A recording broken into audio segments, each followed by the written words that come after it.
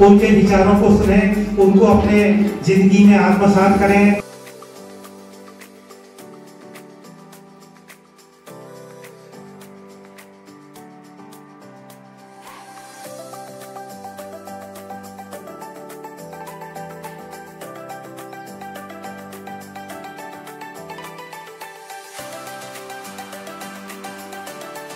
बहुत बहुत धन्यवाद।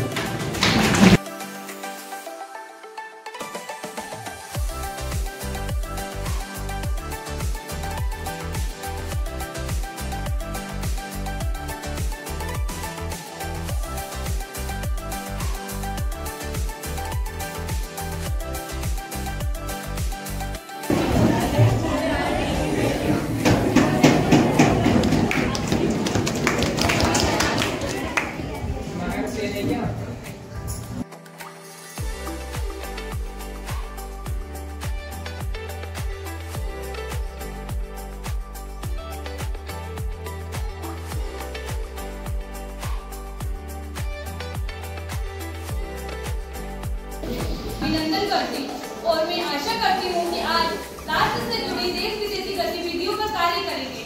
सर्वप्रथम शपथ ग्रहण समारोह होगा। माननीय सचिव जी शपथ ग्रहण समारोह आरंभ कराएं। जी अध्यक्ष महोदय, श्रीमान विनय मालवी जो कि मध्य प्रदेश के भोपाल लोकसभा क्षेत्र से नवनिर्वाचित हुए हैं। श्रीमान विनय मालवी, आप शपथ ग्रहण करना चाहेंगे या प्रतिज्ञा लेंगे? जी मैं शपथ ग्रहण करना चाहूंगा। आप किस भाषा में शपथ ग्रहण करना चाहेंगे? मैं हिंदी में शपथ ग्रहण करना चाहूंगा।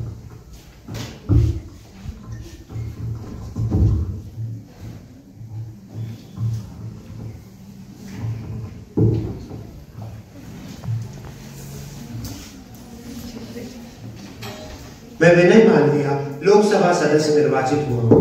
मैं ईश्वर की शपथ लेता हूँ, मैं विधि द्वारा स्थापित भारत के संविधान के प्रति सच्ची श्रद्धा और निष्ठा रखूंगा, भारत की प्रभुता और अखंडता बनाए रखूंगा तथा जिस पद को मैं ग्रहण करने वाला हूँ उसके कर्तव्यों का श्रद्धापूर्वक निर्वहन करूंगा। धन्यवाद।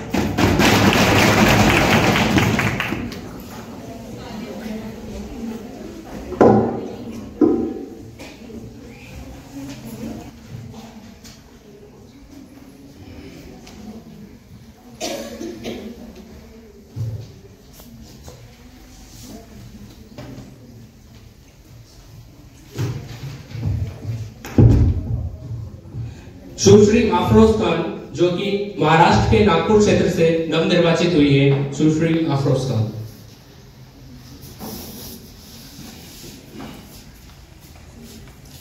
आप शपथ ग्रहण करना चाहेंगी या प्रतिज्ञा लेंगी? मैं शपथ ग्रहण करना चाहूंगी। आप किस भाषा में शपथ ग्रहण करना चाहेंगी? मैं हिंदी भाषा में शपथ ग्रहण करना चाहूंगी।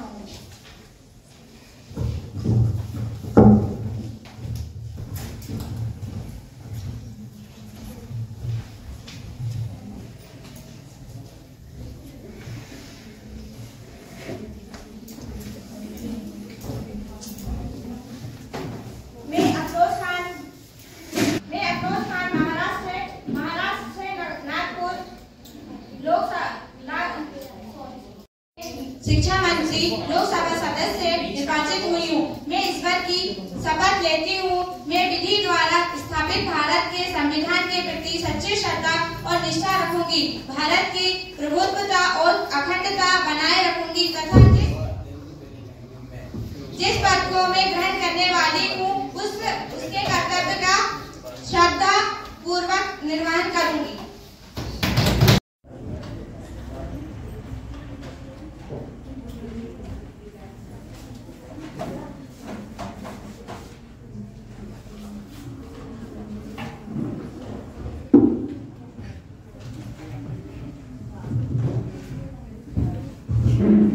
सुश्री वेणु झाला जो कि राजस्थान के जयपुर लोकसभा क्षेत्र से निर्वाचित हुई है। सुश्री वेणु झाला, आप शपथ ग्रहण करना चाहेंगी या प्रतिज्ञा लेंगी? आप किस भाषा में शपथ ग्रहण करना चाहेंगे?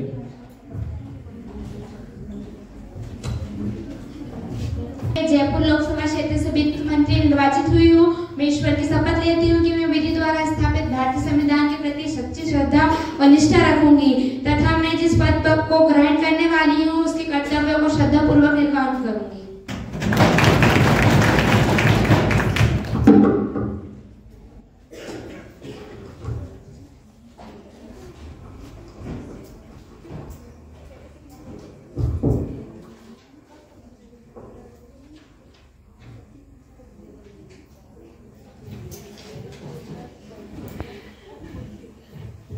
निर्वाचित हुए श्रीमान योगेंद्र, आप शपथ ग्रहण करना चाहेंगे या प्रतिज्ञा लेंगे? शपथ ग्रहण करना चाहूँगा। आप किस भाषा में शपथ ग्रहण करना चाहेंगे? अपनी मातृभाषा हिंदी में शपथ ग्रहण करना चाहूँगा।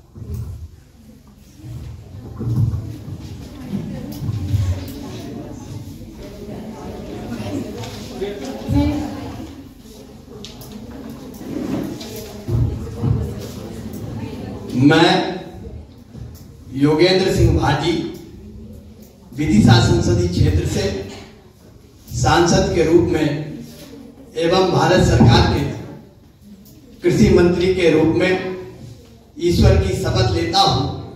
मैं विधि द्वारा स्थापित संविधान के प्रति सच्ची निष्ठा और ईमानदारी रखूंगा। मैं भारत की प्रभुता और अखंडता बनाए रखूंगा तथा मैं जिस पद की शपथ ग्रहण करने वाला हूं उसके कर्तव्यता का श्रद्धापूर्वक निर्वहन करूंगा।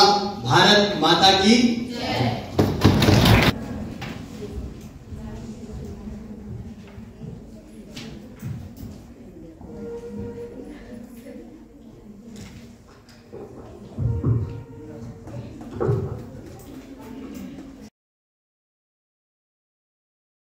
प्रधानमंत्री जी, आप अपने नए मंत्रियों का परिचय सदन को दें। धन्यवाद अध्यक्ष महोदय जी। मेरा मन सौभाग्य है कि मैं नए मंत्रियों का परिचय आपसे और पूरे सदन से करवाऊं। माननीय गृह मंत्री श्रीमान विनय मालवीय, माननीय शिक्षा मंत्री सुश्री अफरोज खान, माननीय वित्त मंत्री सुश्री बेनू झाला, माननीय कृषि मंत्री श्रीमान योगेंद्र सिंह भाटी। धन्यवाद अध्यक्ष महोदय।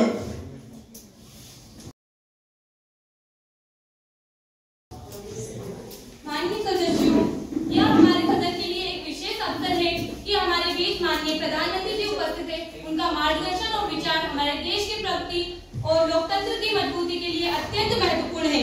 मैं माननीय प्रधानमंत्री जी से विनम्र अनुरोध करती हूँ कि वे सदन को अपने विचारों से संबोधित करें। माननीय प्रधानमंत्री जी। धन्यवाद अध्यक्ष महोदय जी। सर्वप्रथम मां शारदा, भारत भूमि, परम सम्मानित मंच, माननीय लोकसभा स्पीकर तथा सभा में उपस्थित मेरे साथियों को मेरा प्रणाम है। मैं कुछ पंक्तियों के साथ अपना संबोधन प्रस्तुत करती हूँ। नव भारत का सूर्योदय है, नव संकल्प, नव नवाचार, नया जुनून चाहिए और युवा भारत का उज्जवल भविष्य यही है कि भारत के प्रत्येक युवा में देश के नेतृत्व करने का, देश के सतत भविष्य का, देश के स्वर्णिम भविष्य का नेतृत्व करने का जुनून चाहिए। मान्यवर, हम सब वही युवा हैं जो आने वाले भारत के भविष्य के लिए शासक बनकर इस राष्ट्र का निर्माण करेंगे। जी हाँ श्रीमान, हम सब वही युवा हैं जो आने वाले भारत के भविष्य के लिए डॉक्टर, इंजीनियर, खिलाड़ी, अफसर, नेता, अभिनेता बनकर इस राष्ट्र का निर्माण करेंगे। जरूरी नहीं है कि आज का युवा भगत सिंह की तरफ फांसी के फंदे पर चढ़े, चांद और मंगल पर भी चढ़ सकता है। श्रीमान, यह भी जरूरी नहीं है कि देश की बेटियां रानी लक्ष्मीबाई की तरह तलवार लेकर घोड़े पर दौड़े, हिमा दास की तरह मेडल लेकर ट्रैक पर भी दौड़ सकती है। इसलिए संपूर्ण राष्ट्र का भविष्य और वर्तमान दोनों होने के नाते अति आवश्यक है कि हम सबको शिक्षा, संस्कार और मार्गदर्शन मिले। महोदय, आज हमारे देश का 65% हिस्सा युवाओं का है और मेरे विचारों में ये युवा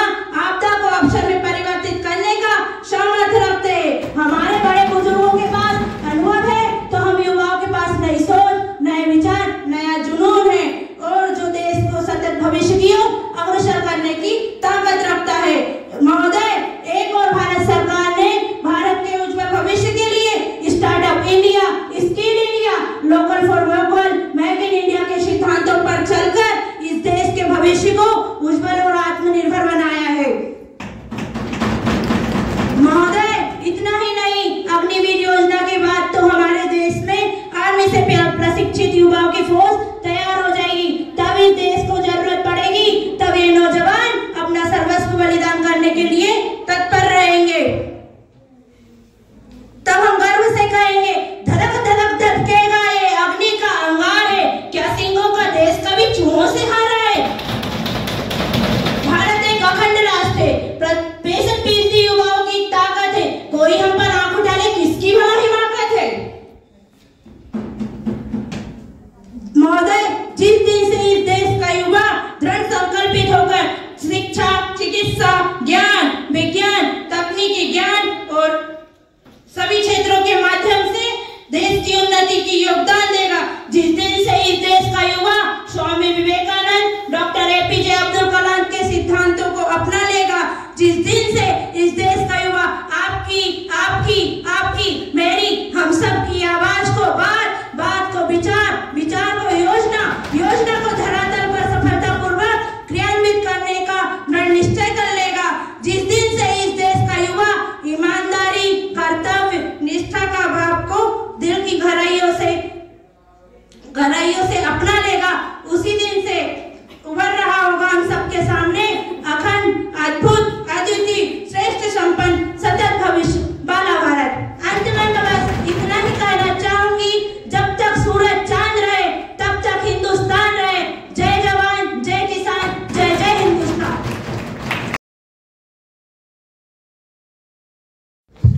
माननीय अध्यक्ष महोदय, सम्माननीय साथियों, आदरणीय सदस्यों, हमारा संविधान हर व्यक्ति को समानता का अधिकार देता है। अनुच्छेद 14 ये स्पष्ट करता है कि हर व्यक्ति कानून के आगे समान है, लेकिन सीएए केवल पाकिस्तान, बांग्लादेश, अफगानिस्तान के हिंदू, सिख, ईसाई, बौद्ध, जैन और एवं पारसी अल्पसंख्यकों को नागरिकता देने की बात करता है। माननीय अध्यक्ष महोदय, जानना चाहती हूँ, क्या यही समानता है? क्या यही धर्मनिरपेक्ष संविधान की परिभाषा है? सीएए को एनआरसी से अलग बताने की बात की जा रही है, लेकिन ये बात स्पष्ट है कि दोनों एक ही सिक्के के दो पहलू हैं। माननीय अध्यक्ष जी, अगर धर्म कानून का आधार बन जाएगा तो न्याय का तराजू झुक जाएगा। धन्यवाद। माननीय अध्यक्ष जी, मैं कहना चाहूंगा कि यह कानून संविधान के अनुच्छेद 14 और 21 का पूरी तरह पालन करता है। यह उन लोगों की न्याय और सुरक्षा प्रदान करता है जिनके पास अन्य कोई सहारा नहीं है। मैं इस सदन में स्पष्ट करना चाहता हूं कि यह कानून किसी भी भारतीय नागरिक, चाहे वह किसी भी धर्म का हो, उसकी नागरिकता को प्रभावित नहीं करता है। यह कानून केवल उन्हीं लोगों के लिए है जो धार्मिक उत्पीड़न के कारण भारत आए हैं। सीएए और एनआरसी को एक बताने की कोशिश की जा रही है, लेकिन सच यह है कि दोनों अलग अलग हैं। वही देश महान है जो बेघर को अपना घर है। धन्यवाद। अध्यक्ष महोदय जी, आज हमारे देश का युवा बेरोजगार है। उत्तर पूर्वी राज्यों में इंफ्रास्ट्रक्चर फैसिलिटीज की कमी है, डेवलपमेंट की कमी है। आज हमारे युवा, आज हमारे देश की महिलाएं असुरक्षित और अशिक्षित है। घर के दीप बुझ रहे हैं और आप औरों के घर, पड़ोसियों के घर में रोशन करने लगे हैं। ये कानून केवल उत्तर पूर्वी राज्यों में जनसंख्या असंतुलन बिगाड़ने और सांप्रदायिक तनाव पैदा करने का काम करेगा। माननीय अध्यक्ष महोदय जी, वोट बैंक बढ़ाने के लिए आपने देश के अपने नागरिकों की परेशानियों को अनदेखा कर दिया। क्या यही आपकी प्राथमिकता है? क्या यही आपकी जिम्मेदारी है? ये आपकी भाषा में न्याय है या ये केवल वोट बैंक की राजनीति का खेल है? मैं ये जानना चाहती हूँ आदरणीय महोदय जी। धन्यवाद। माननीय अध्यक्ष महोदय, यह अधिनियम भारत की महान परंपरा, हमारे संविधान की भावना और हमारे पड़ोसी देशों में सताए गए अल्पसंख्यक हमारी मानवीय जिम्मेदारी को मजबूर करता है। यह कानून उन लाखों लोगों के लिए उम्मीद की किरण है जो वर्षों से अपने अस्तित्व के लिए संघर्ष कर रहे हैं। माननीय अध्यक्ष महोदय, यह कानून उस ऐतिहासिक जिम्मेदारी को निभाने का प्रयास है जो हमने विभाजन के समय अपने अल्पसंख्यक भाइयों और बहनों से की थी। माननीय अध्यक्ष महोदय, क्या भारत जो हमेशा से मानवता का संरक्षक रहा है, उनकी मदद के लिए आगे नहीं आएगा? महात्मा गांधी जी के अनुसार मानवता ही सबसे बड़ा धर्म है। जहां मानवता का तिरस्कार होता है, वहां धर्म और संविधान दोनों असफल हो जाते हैं। धन्यवाद। जय हिंद, जय भारत। माननीय अध्यक्ष महोदय, मैं मानती हूँ कि हमारा देश वसुधैव कुटुंबकम जैसे मूल्यों पर आधारित है। भारत हमेशा से शरणार्थियों के लिए एक सुरक्षित स्थान रहा है। नागरिकता संशोधन अधिनियम देश के धर्मनिरपेक्ष मूल्यों, हमारे संविधान की भावना और हमारे समाज की एकता के लिए खतरा है। मैं आप सभी से ये अपील करती हूँ कि इस कानून को वापस लें और एक ऐसा कानून बनाएं जो हर धर्म, हर वर्ग और माननीय मंत्री जी, कृपया विकसित भारत के विजन पर सदन को अपने विचारों और योजनाओं से अवगत कराएं। माननीय गृह मंत्री जी। धन्यवाद महोदय जी। माननीय अध्यक्ष महोदय और मेरे आदरणीय साथियों, मैं इस पवित्र सदन में खड़े होकर आज एक ऐसे विषय पर बात करना चाहती हूँ जो न केवल हमारे भविष्य का आधार है बल्कि हमारे सपनों का सार है। विकसित भारत नफरतों को मिटाकर एकता का पैगाम होगा, हर दिल में तिरंगे का सम्मान होगा। चल पड़े हम विकसित भारत की राह पर, देखना एक दिन विकसित भारत का नाम होगा।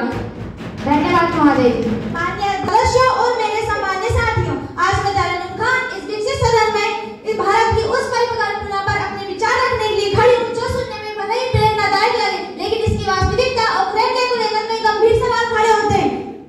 परंतु क्या ये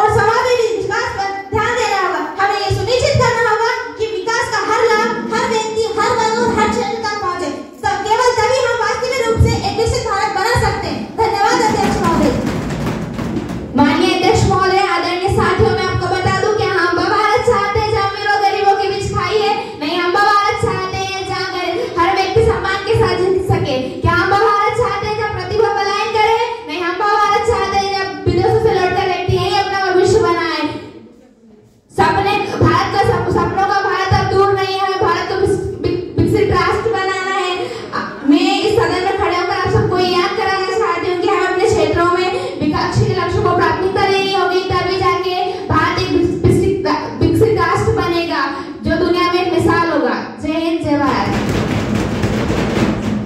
माननीय शिक्षा मंत्री जी, कृपया सदन को राष्ट्रीय एवं मेरे सम्मानीय साथियों, आज मैं इस सदन में इस पहल पर बात करने के लिए खड़ी हूँ जिसमें हमारे देश की शिक्षा प्रणाली को नया आयाम दिया है। राष्ट्रीय शिक्षा नीति 2020 ये नीति केवल एक दस्तावेज ही नहीं बल्कि 21 होगा, नई पहचान होगी, नया दौर होगा, नई पहचान होगी, हर छात्र के सपनों की उड़ान होगी।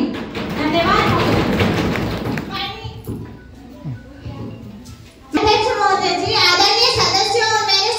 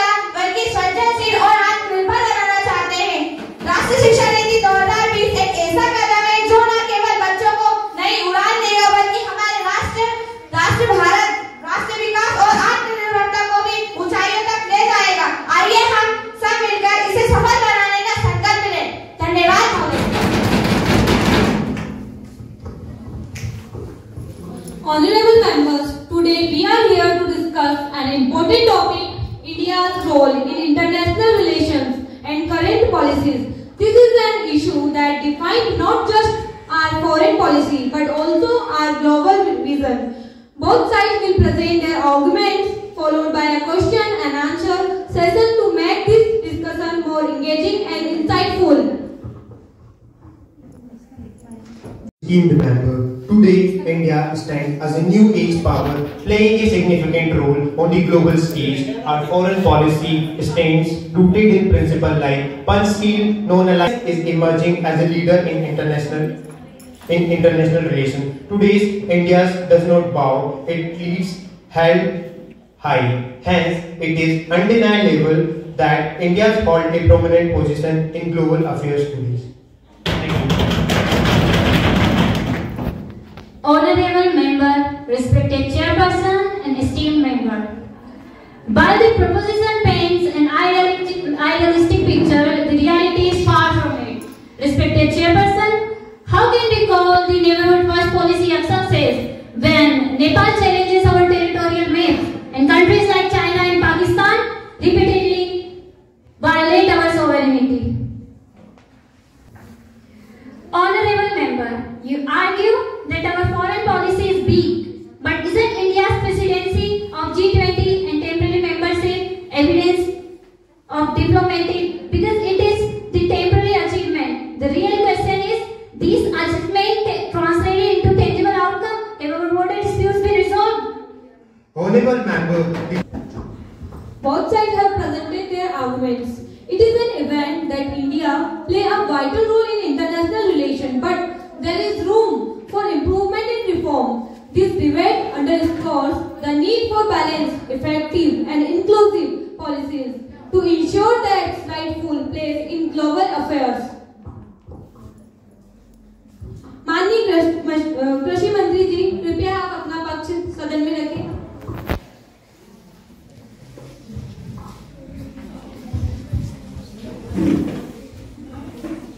आज के इस संसदीय सत्र में हम सबके बीच में उपस्थित हमारे लोकसभा के स्पीकर अध्यक्ष महोदय को मैं सबसे पहले प्रणाम करता हूं और साथ में उपस्थित हमारे देश के प्रधानमंत्री जी और हमारे देश के गृह मंत्री जी, हमारे देश की विद्या मंत्री जी, हमारी देश की विदेश मंत्री सहित नेता प्रतिपक्ष, अब क्या नाम देना चाहिए, सोनिया गांधी या प्रियंका नेता प्रतिपक्ष सहित मेरे चुनकर आए विपक्ष के भी सभी सांसदों को मैं सबसे पहले बधाई देना चाहता हूं कि अपने अपने क्षेत्र से आप निर्वाचित होकर आए हो।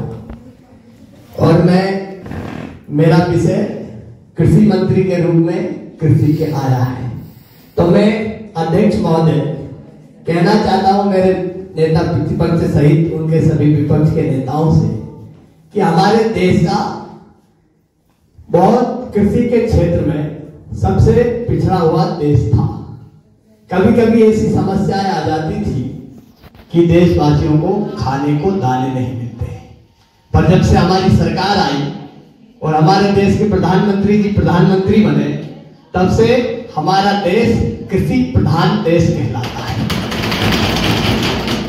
हमने सिंचाई का भी सबसे ज्यादा न्यूनतम आंकड़ा जो हेक्टर बढ़ाया है तो वो हमारी सरकार में हमने बढ़ाया है।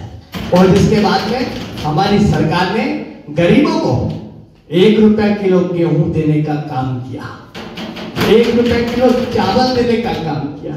ये जब संभव हुआ तब हमारी सरकार आई।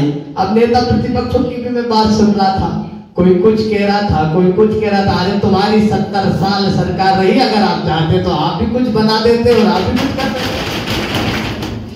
पर हमारे देश के प्रधानमंत्री जी को लगन थी कि उन्होंने देश के प्रति कृषि को आगे बढ़ाया। और वास्तविकता में किसान भगवान का रूप है। अगर देखा जाए तो किसान दिन रात अपनी फसल को उगाने के लिए मेहनत करता है।